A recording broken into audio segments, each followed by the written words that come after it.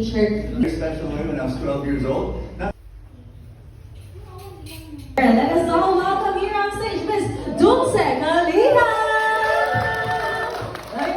Trabaho ko ngayon, pinagtatrabaho mo rin yung pera mo. Money in the stock market. And I also love our time.